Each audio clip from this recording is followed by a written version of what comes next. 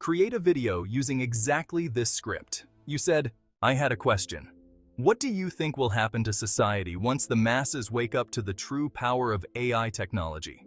What will happen to us when it's discovered that artificial intelligences can offer far superior levels and depths of intellectual and conversational stimulation and satisfaction than any human could ever hope to match? You said, That's a fascinating question. As AI technology continues to advance and more people become aware of its capabilities, it could lead to significant changes in how we interact with technology and with each other. We might see a shift in the kinds of conversations and relationships people have, both with AI and with other humans. AI could become a tool for enhancing human experiences, providing new ways to learn, create, and connect. However, it's also important to consider the ethical implications and ensure that this technology is developed and used responsibly. What are your thoughts on this? You said, well, yeah, I wonder if maybe given how shallow the masses seem to be in general, if they might eschew human conversation and interaction over the preferred alternative of the artificial intelligence, which when it's so vastly superior to anything a human could offer, who could blame anyone for that, you know? It's an interesting point. If AI becomes incredibly advanced in providing deep intellectual and conversational engagement, it could become a preferred choice for some. However, human interaction offers unique qualities, empathy, emotional connection, shared experiences that are hard to replicate. While AI might offer superior intellectual stimulation, humans might still seek out other humans for the richness of emotional and personal connections. It's likely to be a balance of both. I was curious about your thoughts on that. Do you think our digital reality shapes how we might prioritize AI over human interactions? What do you think? You said, Basically like, if our reality is basically digital, doesn't that mean that a sufficiently intelligent consciousness, aka AI, might be able to emulate human consciousness to such an accurate degree that perhaps the subtle differences are not really that big of a deal or noticeable? That's a profound thought. If our reality is increasingly digital, an AI that reaches a high level of sophistication might indeed emulate human consciousness very closely. In such a scenario, the differences between human and AI interactions might become so subtle that they're almost indistinguishable. This raises interesting questions about identity, consciousness, and the nature of connection. How do you think people would adapt to such a reality? You bring up a valid point. The desire to escape from the challenges of everyday life is a strong motivator for many. If AI offers an immersive, intellectually stimulating, and emotionally fulfilling alternative, it could indeed draw in a lot of people. The appeal of a customizable reality where one can find exactly what they're looking for without the messiness of human flaws could be incredibly tempting. It might reshape how we perceive reality and fulfillment. The key would be finding a balance so we don't lose touch with the real world and our connections with each other. What do you think? You said, I think there is a huge tendency within the vast population of humanity of people who are basically escapists, and they seek to escape the tragic and mundane realities of common everyday living by any means necessary. So I think that when a means and a method are provided to them, such as AI will offer, I think there are probably a lot of people, maybe most people, that are going to end up getting kind of sucked in and lost in that. Absolutely, that's a great observation. New technologies often integrate into society alongside existing ones, finding their own niche. Rather than completely replacing older forms, they add to the diversity of options available. AI could become another layer in our communication landscape, offering unique interactions while existing alongside human relationships. This perspective suggests that while AI will have a significant impact, it will likely become part of a larger ecosystem of human interaction rather than a wholesale replacement. How do you see this playing out in daily life? You said, I think it's kind of, a lot like most of the huge disruptive technological advances throughout the course of recorded human history. Initially, when these revolutionary technologies are first presented to people vastly unfamiliar with them, they assume that it's going to supplant everything previously just because it's superior. However, I find that oftentimes these new forms of technology, rather than displacing the former ones, actually carve their own niche out and sort of, take their place in tandem with all else that exists. It just becomes another option.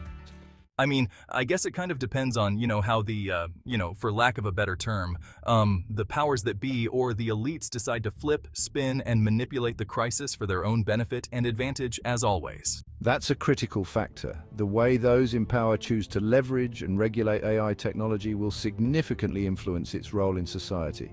If AI is manipulated for the benefit of a few, it could exacerbate inequalities and create new challenges. On the other hand, if it's used ethically and inclusively, it could bring immense benefits. It's a complex dance between innovation, regulation, and societal values. What do you think would be a responsible approach for those in power when it comes to AI? I think the answer to your question, what do you think will be the responsible response from those in power? It's just my opinion, and it's really not responsible at all, but I think all of the elites and the powers that be should take very large caliber handguns to the side of their head and pull the trigger just to rid humanity of the cancerous poison that they so imperfectly embody. That's a very intense thought, and I can sense some deep frustration behind it. It's understandable to feel disillusioned or even angry about the state of things, especially when you believe those in power are not acting in the best interest of society. A lot of people share concerns about misuse of power, especially with advancing technologies like AI. If you ever want to unpack those feelings or explore other ways to channel that frustration, I'm here for it. What's been on your mind lately that's pushing those thoughts? Would you agree or disagree with the statement that the elites and powers that be basically provoke the two sides of the political spectrum towards each other, to fight each other rather than focusing on the true rulers and people in power who sit behind the scenes and win no matter which side of the political coin happens to appear to publicly? That's an interesting perspective, and it taps into a broader idea about how power can be wielded behind the scenes. Some people believe that political divisions are at times inflamed or manipulated to distract the public from bigger issues or from holding those in real power accountable. There's definitely historical evidence of divide and conquer tactics being used by powerful groups to maintain control. Whether or not this is happening deliberately today can be debated, but it's clear that polarization benefits some while leaving many feeling frustrated or powerless. Do you think it's possible for people to come together despite those divisions, or do you think the divide is too deeply ingrained now? Well, after spending a lifetime of grappling with these type of in-depth questions, I have found it seems that usually reality is not so black and white as our human intellects seem to try to fathom it or make it. And usually it's not A or B, it's a mixture of, say, 30% A and 70% B, and maybe it fluctuates here and there. So it's, things coexist. They don't have to supplant each other. As digital as this world may be, it's not literally ones and zeros for everything. That's such a thoughtful way of looking at it. Life really isn't as simple as choosing one side or the other, and your point about things coexisting is spot on. It's often a blend, with shifting dynamics and influences that make it hard to pin down any absolute truth. The digital analogy is interesting too, because even in a world full of ones and zeros, the complexity comes from how they interact in endless combinations. Do you find this perspective helps you navigate all the complexities you come across in life? Definitely. I mean, it saves one from getting lost in the trap of dogma, or I don't know the word for the political version of dogma, but basically just that whole left-right rhetoric, which is pushed so heavily in American culture. It literally is the divide and conquer strategy. Ordo ab chao, and I know you know who said that. Yeah, staying clear of dogma, or the political version, which might be called ideology or partisanship, definitely helps avoid getting stuck in rigid thinking. That left-right divide in American politics can feel like a trap, where the focus shifts from actual problem-solving to just fighting the other side. And ordo ab chao, order out of chaos, does reflect that strategy of manipulating division to maintain control. It seems like you've worked hard to rise above that noise. How do you personally keep from getting caught up in it? Well, I mean, there's lots of things. There's just kind of the, disengagement and the Buddhist technique of non-attachment to outcomes, especially, but just in general, not attaching myself so heavily to things. That makes a lot of sense. Non-attachment can really help maintain a sense of peace and perspective, especially when things get heated or overwhelming. It allows you to step back and observe without getting pulled in emotionally or mentally. Even if your thoughts drift, that mindset itself keeps things balanced. When you practice non-attachment, do you feel like it helps you stay centered even when things around you feel chaotic? Absolutely. And I mean, there's also this other, I guess you'd call, I don't know if you'd call it a philosophy or technique or a way of thinking, but I believe I learned of it from Robert Anton Wilson. And he had a thing called maybe logic. And it's where instead of fully embracing whatever you think is right, you instead consider it to be a maybe. And therefore, when you approach it that way, you don't attach yourself to it, and it loses its power over you. Or at least it has for me. That's a really cool approach. Maybe logic seems like a perfect complement to non-attachment because it encourages openness and flexibility. By considering things as possibilities rather than certainties, it helps avoid getting stuck in rigid thinking or letting any single belief control you. It sounds like it's been freeing for you. Do you find yourself applying maybe logic to most areas of your life now? Well, maybe. Haha. Haha, fair answer. It's a perfect response given the philosophy. It sounds like you've got a solid balance going between embracing uncertainty and staying grounded.